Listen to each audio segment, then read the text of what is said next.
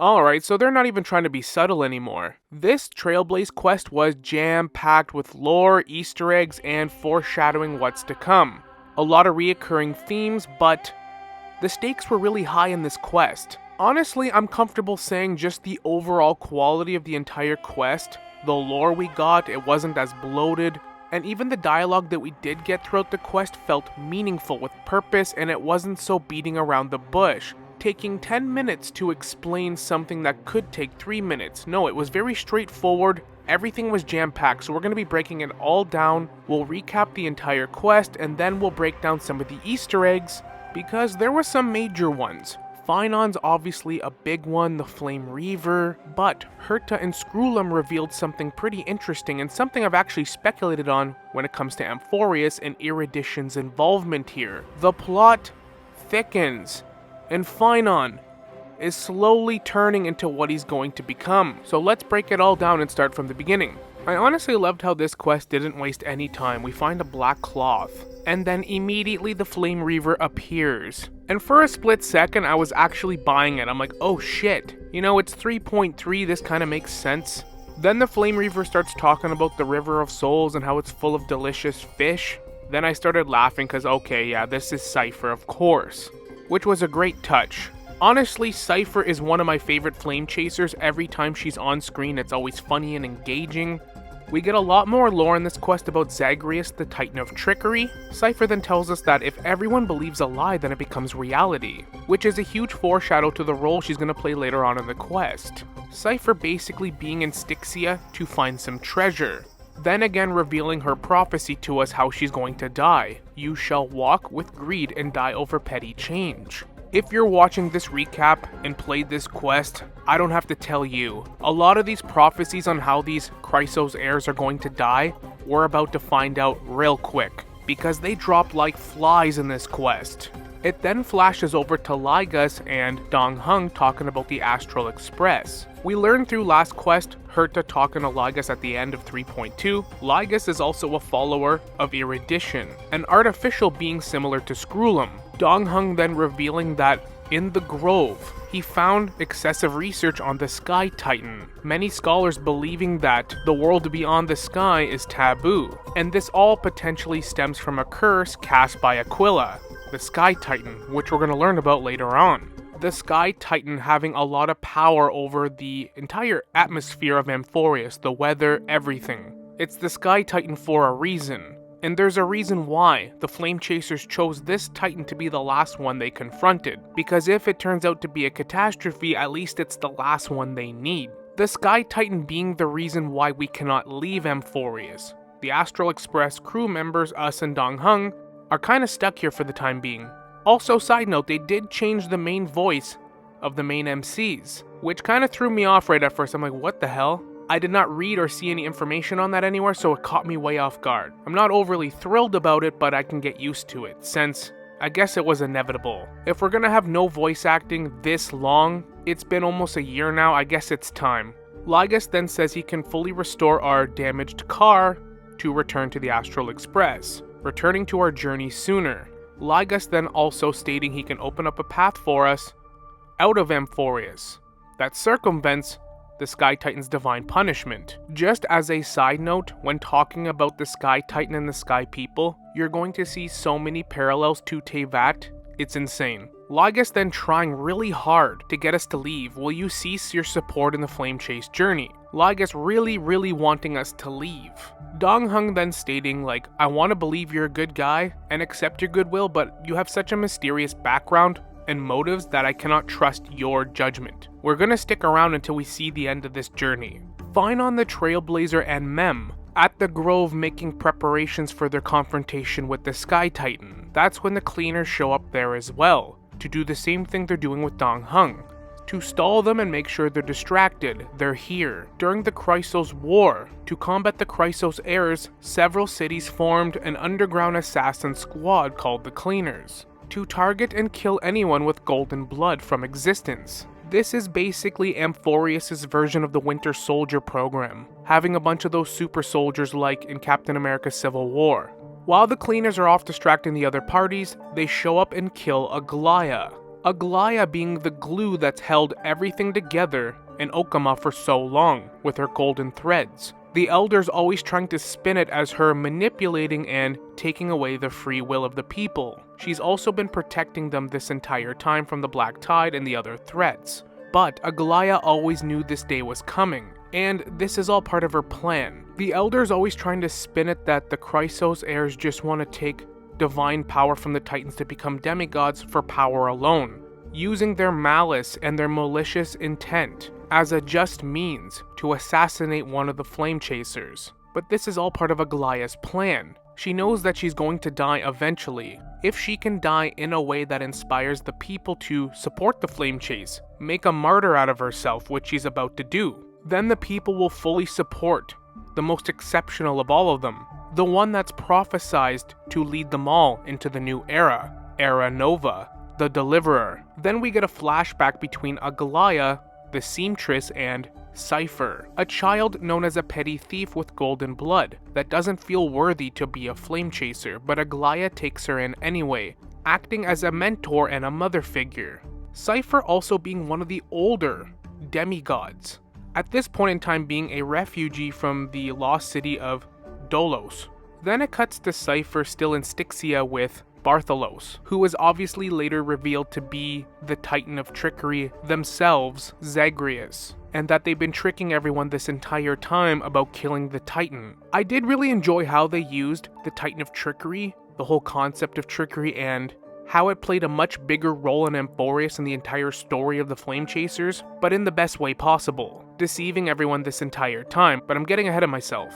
But Bartholos starts asking her and acting out of character, asking about the world-bearing Titan and specific things that she's told people, like how she used to be an apprentice for Kephales's priestess court. Then Cipher realizes right away that Aglaea's basically been spying on her this entire time. Probably an on and off again thing that's happened for like 1,000 years, since Aglaea and Cipher are actually very close, and we learn that once she finds the bug. Aglaea even able to fool the Titan of Trickery, and this is where they have a heartfelt moment. Aglaea hoping that when the chips are down, she'll come to their aid in Okama, fulfill her duties as a flame chaser. And now, similar to Anexa, Aglaea's physical body is gone, and her journey as a human in this world is now over. She talks about how every piece of fabric over the last 1,000 years has been tainted by her cold divinity, except for this ornament. She then condenses her divinity into this ornament, that it still contains some of her power and life force, and it might be useful in the future to help them complete the mission,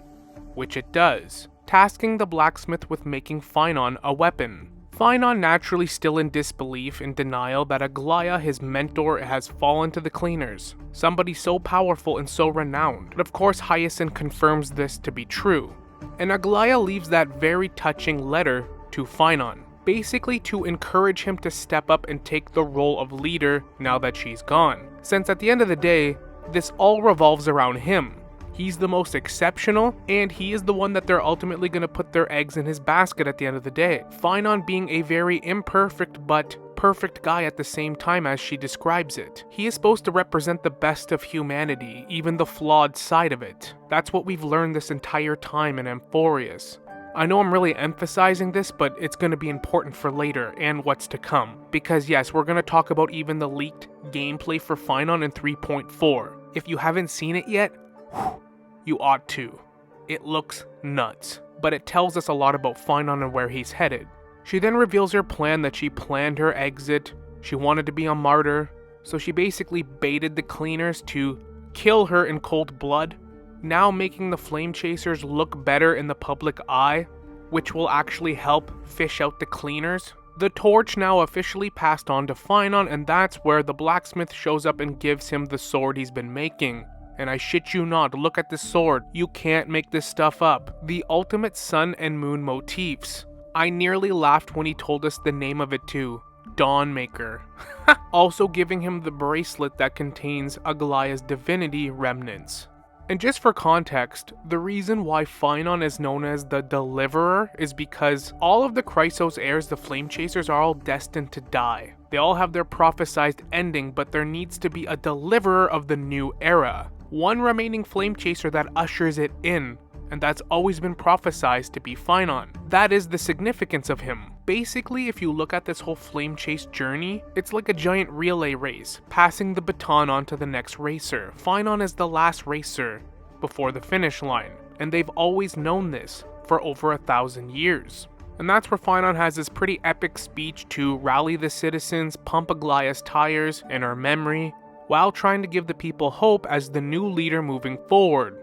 Now that the journey is reaching its end, they're in the endgame now. Phainon then reminiscing about all of the friends he's lost along the way. This whole scene to me is very pivotal and important. It's bittersweet because he gets to reminisce within his mind to his old friends, and this really just further humanizes phainon as the very imperfect, perfect good guy. But this is the turning point, because from here on out, phainon becomes way more serious and devoted to being the leader, and you can slowly start to see it take its toll on him. There's a lot of pressure to what he has to do now. We get more cutscenes with Aglaea and young Cipher. Aglaea not so subtly revealing this very precious treasure that's part of Kefali's divine body. Aglaea's intentions very transparent, enticing the literal demigod of trickery, and then being very nonchalant, like, oh, I bet you're gonna go try to poke around there now.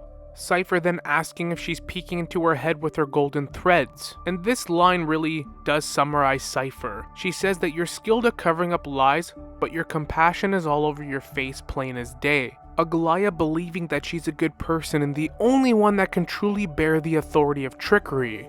Basically telling her that she doesn't need to change who she is, just be a good person at the end of the day. Cipher's never going to be somebody like Aglaea that can touch people's hearts and help people in the same way. She has to be able to help people and contribute to the journey in a way that she's capable through trickery. And that's where phainon and Cipher have their conversation, gearing up for the next phase of the plan. Cipher revealing that without Aglaea, the city is exposed to both the Black Tide and the Flame Reaver, but she will use her demigod powers to keep the city safe and keep the Coreflame of Kefali, the world-bearing titan, safe as well. So phainon and the others can go confront the Sky Titan without any worry. When it comes to the Sky People, there's this prophecy. 1,000 years ago, Celios, who conquered the skies, left behind legends and a will, entrusting the mission to return the Sky Titan's Coreflame to her descendants. Obviously, this whole legend with Celios and the Sky People is going to become very important when we learn the truth. Cipher then in the Vortex of Genesis, talking with Tribby, discussing the huge mission that phainon gave her, leaves Tribby with a letter.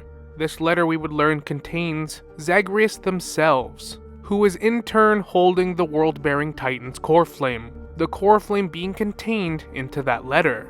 Then using her magical artifact passed down by the Sky People, forming a rainbow bridge, they enter the Twilight Courtyard that looks very abandoned, obviously, and using Mem and the Trailblazers' power over time, they're able to gather context from the past. Even among the Sky People, there was a lot of conflict and strife between the Rain Folk and the Sun Folk, them constantly battling with each other, trying to change the weather and undermine the other by using the Celestial Mural. And throughout the legends, it was always said that the Sky Titan bestowed this mural to people to be able to alter and change the weather, the atmosphere of Amphoreus, but we later learn in this quest that it was all human creation. I keep wanting to call it the Sky Temple. I've played a lot of Zelda in my time, but there are a ton of themes in this whole chapter talking about the Sky Titan in terms of humanity taking advantage of their Titan. It's really no different than what we learned with Nikador. Humans doing terrible things to each other in the name of a greater good. The Rain Folk and the Sun Folk fighting each other, committing atrocities in the name of their gods.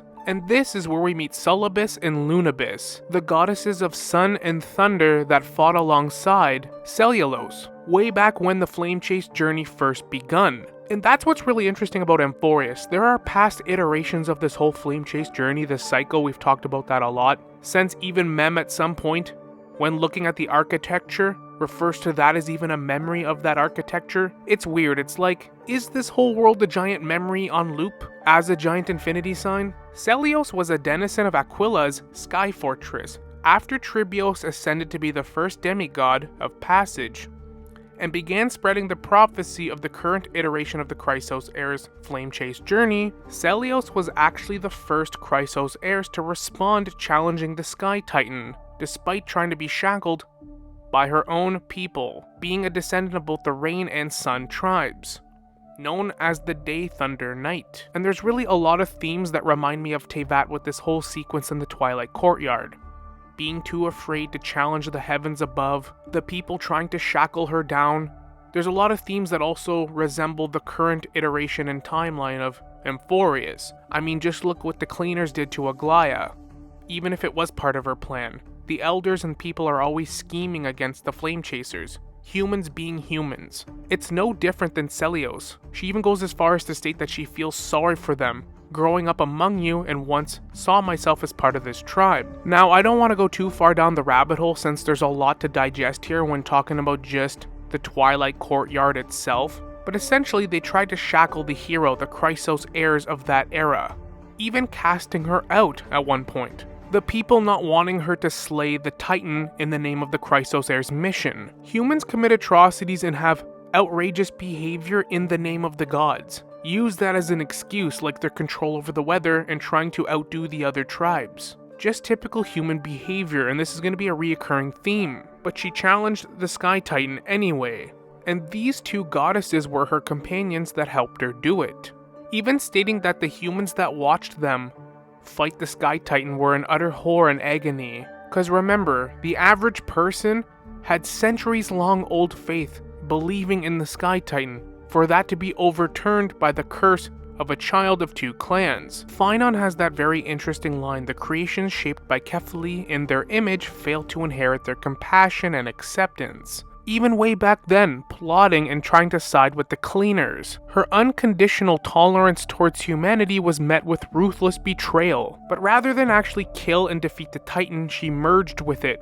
Similarly to Anexa, only this Titan had already been affected by the Black Tide, now passing severe judgment to her followers and the people, their blasphemy, their arrogance, and their cruelty, sentencing many of them to death and condemning them. The weak rise to power, yet the cycle of hatred endures, unbroken through times. Celios now made her judgment. The corruption within humanity is a sickness beyond cure. Yet, at one point, the champion of the Sky People, all of these positive legends about her, with such love and fierce devotion, gave up on them. When Celios actually connected with the Sky Titan, she saw what the god fears. Rooted in darkness spawning from the edge of the world, the black tide that devours all. There was always a stigma that the Sky Titan favored the Sun People over the Rain Folk, but it turns out that there was not favoritism. The Sky Titan fled towards the scorching sun because they were afraid of the shadows, the black tide, and humanity misinterpreted the god's intentions, weaponizing this misunderstanding, referring to the people now as unsavable. Your future flows between the boiling streams of the golden pool at your feet. Rejoice as everyone's flesh and blood merge with liquid gold. You will finally understand what true unity means. Damn, that is savage. Boiling a vast majority of them in golden blood. You guys want to fight? You want a petty squabble as humans? Even ostracizing me? Well, once she merged with the Sky Titan, she condemned them all. Humanity really is its own worst enemy. They spent their entire lives praying to the sky, yet their devotion never earned them wings to escape their fate. Such irony. Except for one unnamed Chrysos heirs with golden blood that was able to survive and make a plea deal with the Sky Titan, which turned out to be the real reason why Hyacinth's entire lineage and bloodline survived. I mean, even the Titan calls her out. You were one of the Sunborn. You never rose to defend the weak when your kin oppressed the Rain Folk. This unknown person pleading for her life. That humans are not all bad and manipulative. There is a chance at redemption. I'm going to go into greater detail on the whole chapter of the Twilight Courtyard because it's fascinating, and there are so many freaking parallels with Teyvat, it's crazy. But essentially, she talks her way into living, saying that if you let me live, I'll pass down this epic tale for generations of your benevolence, how you were this legendary hero. The same tale that Hyacinth's been preaching. So she learns the true origins of her descendants. Sometimes even the most righteous and good-willed humans turn bad in the end. This is where we finally challenge the Sky Titan. It's one of the most epic fights we've ever had in this game, and Phainon is not messing around. I really like the touch of having a free fall battle with the Sky Titan until they nearly hit the golden boiling pool below, but Aglaea saving them with her golden threads through the bracelet. Now the Twilight Courtyard is unstable. The building is about to collapse. As they try to escape, the bracelet falls into the golden pool, and we get Aglaea's prophecy come to fruition, and this one really hit home. I shall have my final bath in warm and radiant gold. As we're all trying to escape, oh, you thought the boss battle was done, time for phase 3. But now it's no longer the Sky Titan, but a bastardized version controlled completely by the Black Tide, because Hyacinth already has the Coreflame. Honestly, I know I stated this in the video before, but this was an up in quality for this whole quest. This boss battle was visually amazing. And look at the scene here where the Sky Titan summons Meteor from the sky above. Doesn't this remind you of something? Then once they actually defeat the Sky Titan for good, it cuts to Cipher again, doing exactly what Aglaea, quote unquote, did not want her to do, poking around Dawn Cloud looking for this very ancient artifact of Kefali. The eternal night is looming, but over the next 300 years, the Dawn device will safeguard the holy city, poised for the children of humanity to create miracles. Then she had to impersonate the old dying chaplain's assistant. The old chaplain giving her this news. And something that I was not expecting was Cipher to single-handedly save Amphoreus by simply just doing what she does best, lying. And Aglaea, although we weren't really sure about her when we first got to Amphoreus, and even the citizens themselves had their speculations on her, she was the most selfless person, admired by everyone, and ultimately sacrificed herself to see the journey through. Cipher, commonly known to be the most selfish, creating a lie that kept Amphoreus alive for centuries, way longer than it had any business surviving. And only Aglaea ever knew of her true sacrifice. The cleaners try to take care of Cipher, but she makes short work of them. That's when the Flame Reaver confronts her and they have their little cat and mouse game. She leads the Flame Reaver on a wild goose chase, trying to deceive him. This whole sequence was awesome. Even the part where she impersonates Phainon, that was incredible. Thought that was hilarious. Especially the whole duality, because the Flame Reaver and Phainon obviously have a crap ton of similarities. But ultimately, the Flame Reaver catches up with her and ends her life. But in the end, Cipher did what she was tasked to do. Distract the Flame Reaver, allowing them to get back safely and complete their mission with the Sky Titan, but also safeguard the world-bearing Titan's Coreflame that was already contained in that letter we talked about earlier. You shall walk with greed and die over petty change. I love in her final moments, she only thinks of Aglaea. It was absolutely gut-wrenching. I was not expecting this death to even happen, let alone have this much weight. And she only thinks of Aglaea at the end, wanting her to say something, wanting her to know that she did do some good and accomplished her mission. She, at the end of the day, helped the Flame Chase journey in her own way, in a big way. The true unsung hero of Amphoreus that saved us all. But now that Cipher is dead, the true skies of Amphoreus and Okama are revealed. This was all part of her trickery and lie. Now Amphoreus is truly looking like a place where the destruction emanator resides. Hyacinth then completing her Flame Chase journey, becoming the demigod of Sky. We have yet to see what that's going to look like in the next patch. They didn't really need to show us her completing the trial because we know that she's going to be able to. I really like the touch that even the ancient hero that merged with the Sky Titan way back when basically wants atonement and forgiveness for her atrocities after merging with the Titan, the awful things she did to humanity, burning them alive, her own people. And Hyacinth, as nice as she is, says, no, that's not mine to give. Again, I thought the storytelling in this quest was very deep and well done. The entire city now is naturally in shambles. They go to obtain the Coreflame, but it's not there, which means Cipher obviously accomplished her mission. And that's where the Flame Reaver then confronts our main group. The Flame Reaver states the sky has returned to its rightful place, referring to the trickery that's been blinding it now removed. The world must be reset. Don't forget that last patch when Mem peeked into the Flame Reaver's mind, it showed a fractured Cyrene. And the Flame Reaver also referring to this cycle with Cipher. Phainon even stating that maybe you should be siding with us, because it sounds like your goals align with ours. The dusk has set, but it's time to bring the dawn. So another fight breaks out, but Mighty comes in to rescue them and to stall the Flame Reaver so they can get away and accomplish their mission. They're so close at this point. And when the story continues, that's where Mightyos now meets his fate. His prophesized ending. Something that already almost happened back in 3.1. And remember, the only person that Mighty ever told about his weakness was Phainon.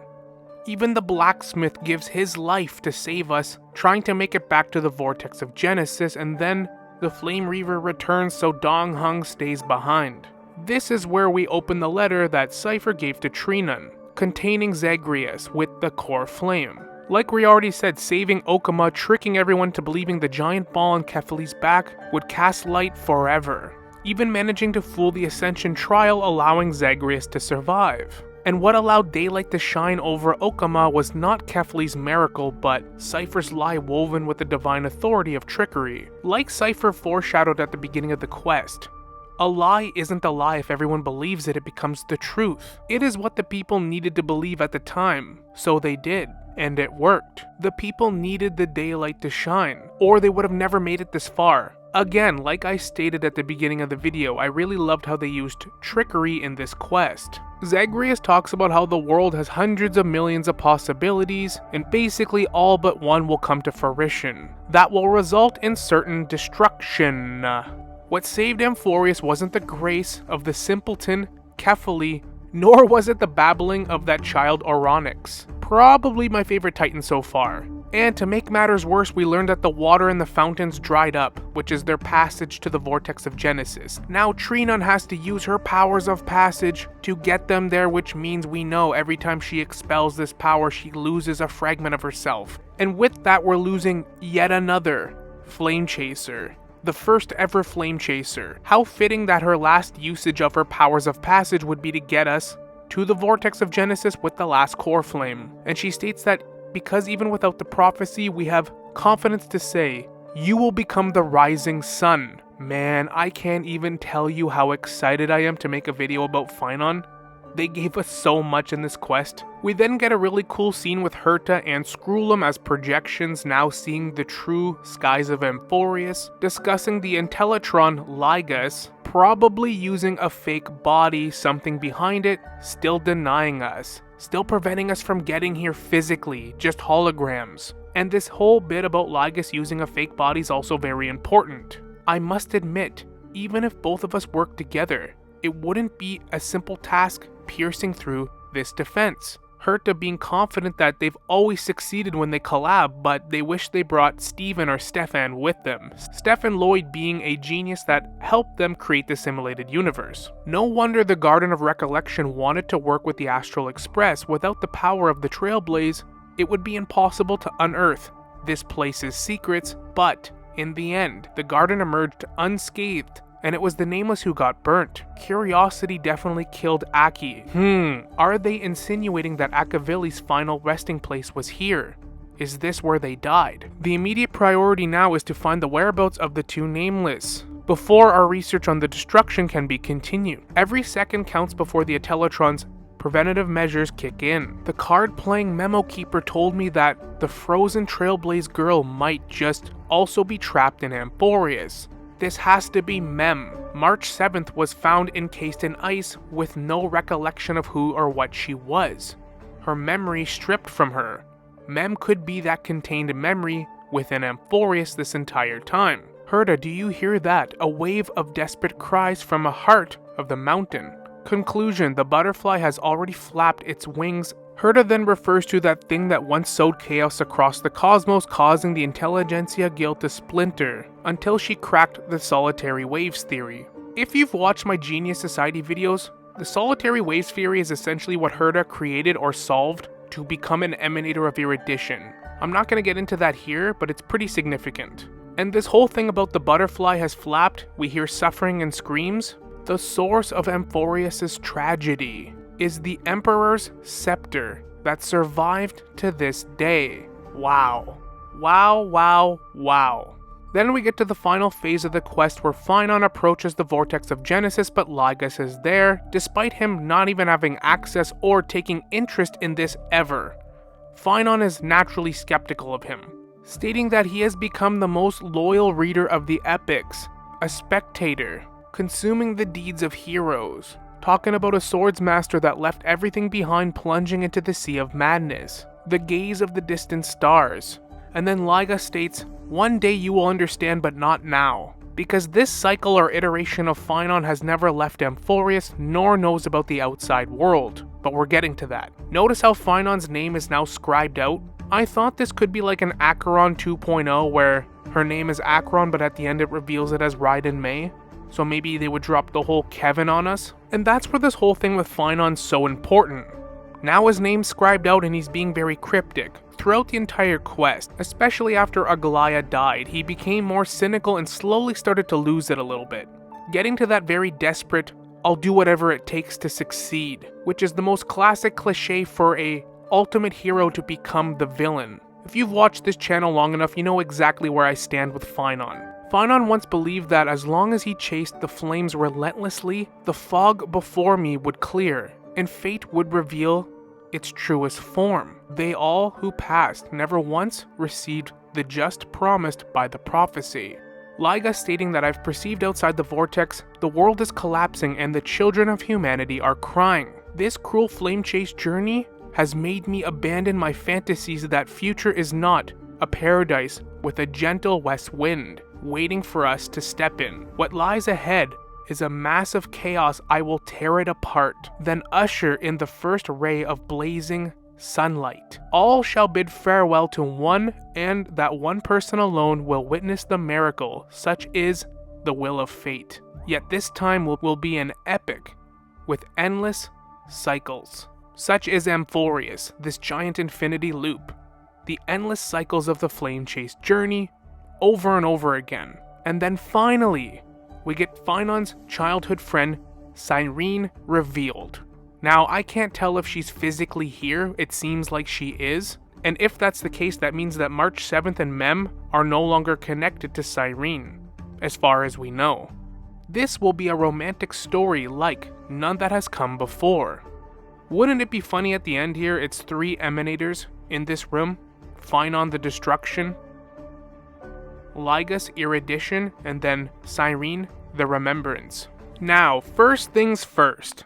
The scepters causing this calamity that Herta references, and she only references one scepter still being active. What is she talking about? Well, again, if you've watched my Genius Society video, this will make a lot more sense, but to briefly summarize, and we'll go into more detail on this in later videos, the Black Tide is the anti-organic equation. This is all but confirmed now. Something I've talked about in previous Amphoreus videos, but now it seems to be confirmed.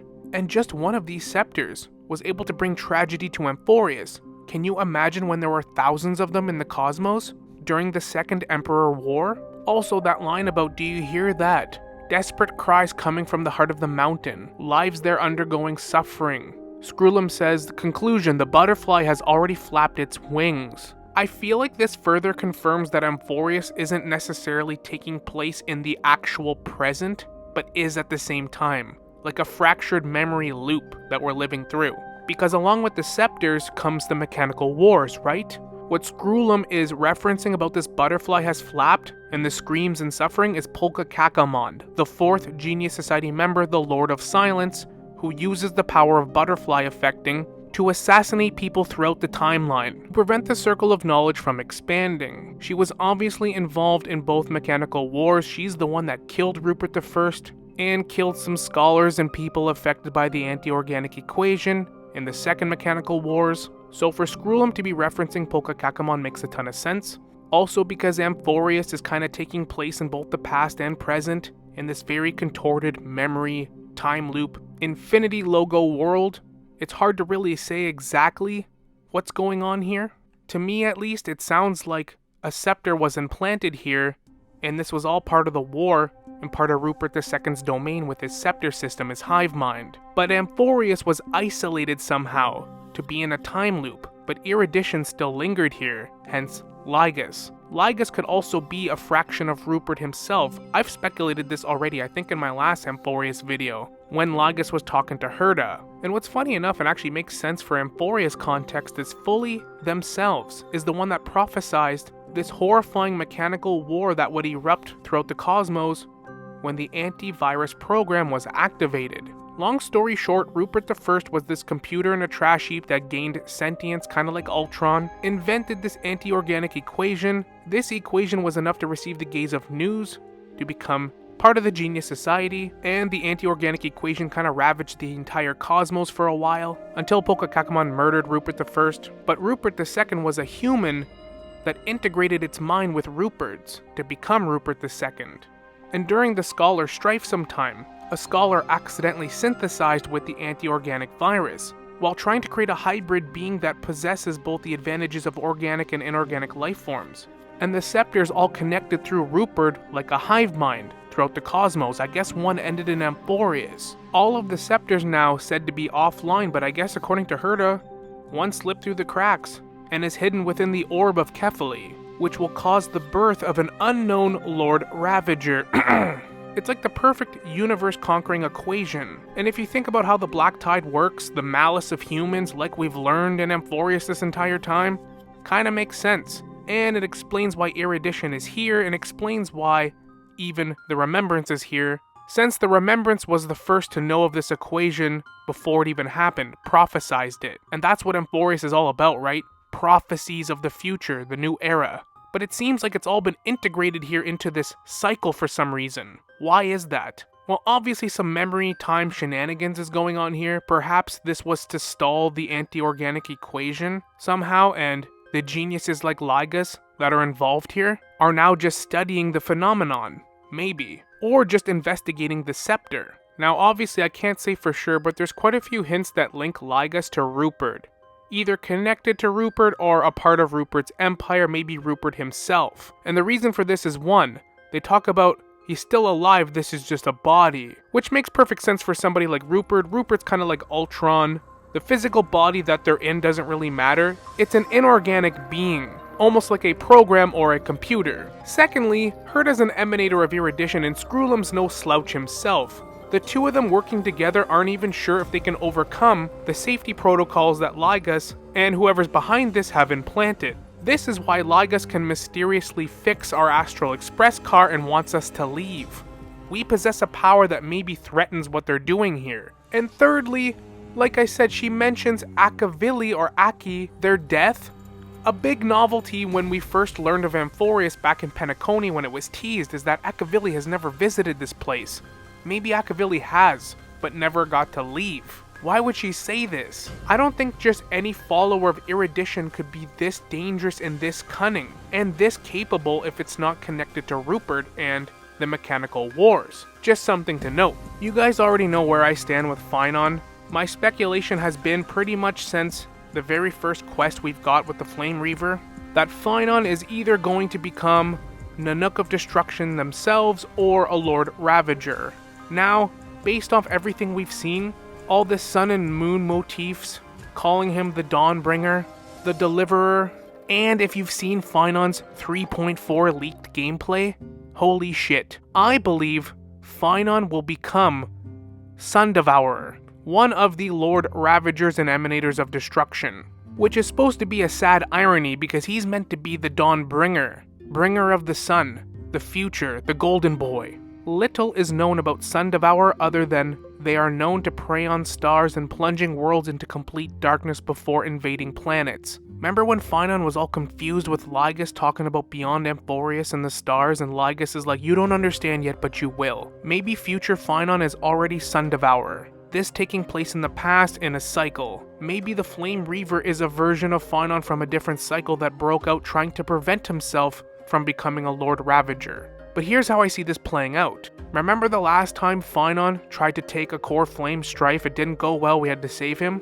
Well, he's about to take the world-bearing Titan Coreflame, he's the last one that's gonna do so. He is obviously compatible and meant to be the world-bearing Coreflame. We've known this for a long time. But Herta just told us that the world-bearing Titan, a scepter lies within. The world-bearing Titan must have already been corrupted by the scepter. Hence the anti-organic equation that now plagues Amphoreus no matter what, the Black Tide. And it was because of Cipher and the power of trickery that light still shone across Amphoreus. But now, if phainon actually takes in this Coreflame, It's probably been tainted by the anti-organic equation and the black tide, but just going off of everything we know, how Phainon is now turning cynical towards the end of this quest. He's lost all his friends, his family, his homeland, now his current friends, his flame chaser buddies. This guy is about to become a Lord Ravager, the same Lord Ravager Herta keeps talking about. And what other Lord Ravager would he turn into other than Sun Devourer? That is the most likely outcome, in my opinion. But again, I'm going to talk about all of this in its own videos because this video has gone on long enough. There was a lot of context and lore here to digest, so I did my best to reiterate it, summarize it for you guys while talking about some of it, but let me know your thoughts in the comments. What did you think of this quest? And how do you think Amphoreus will proceed from here? What do you think happens? Do you think Cyrene is here in the flesh? Is she a memory? Is she an emanator of remembrance? Perhaps maybe she's the one trying to prevent her friend from becoming a Lord Ravager, hence why they're trapped in a cycle now. And Lygus may be an extension of the hive mind that is Rupert the First or Second through the scepters. I am curious to read your comments, but thank you so much for watching. I hope you enjoyed the video. Like and subscribe if you'd like to see more content like this, and as always, we will see you all in the next one. Later.